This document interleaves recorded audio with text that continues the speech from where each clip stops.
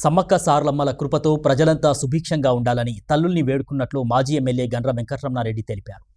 గురువారం మొగులపల్లి మండలంలోని ములకలపల్లి గ్రామాల మధ్య పెద్దవాగు ఒడ్డున జరుగుతున్న మినీ మేడారం జాతరను మాజీ ఎమ్మెల్యే గండ్ర వెంకటరమణారెడ్డి తల్లులను దర్శించుకొని మొక్కులు చెల్లించారు.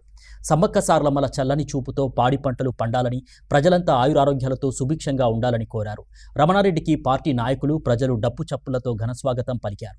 ఆయన వెంట సర్పంచ్ల ఫోరం మాజీ మండలాధ్యక్షులు, జాతర ప్రధాన కార్యదర్శి చదువు అన్నారెడ్డి, మండల పార్టీ అధ్యక్షులు బలుగురి తిరుపతిరావు, మాజీ జెడ్పీటీసీ పర్లపల్లి సర్పంచ్ జోరుక సదయ్య, చిట్యాల మార్కెట్ మాజీ చైర్మన్ కొడారి రమేష్ యాదవ్తో పాటు తదితరులు పాల్గొన్నారు.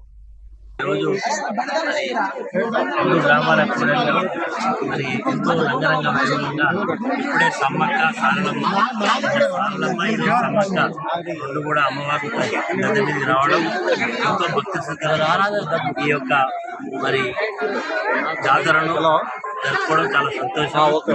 అందరికి కూడా సమ్మక్క సారలమ్మ దూరాలతో అందరికీ శుభం కలగాలని, కోరినటువంటి కోరికలు నెరవేరాలని, మంచి పంటలు పండాలని, ప్రజలందరూ కూడా సుభిక్షంగా సంతోషంగా ఆరోగ్యంగా ఉండాలని అమ్మవారిని గత 15 రోజుల నుంచి అనేక కార్యక్రమాలు చేపట్టడం, దానికి మా పెద్దలు అన్నారెడ్డి గారు, అదేవిధంగా ఇక్కడ ఉండేటువంటి స్థానిక సర్పంచ్ గారు అందరూ కూడా చేయడం చాలా సంతోషం.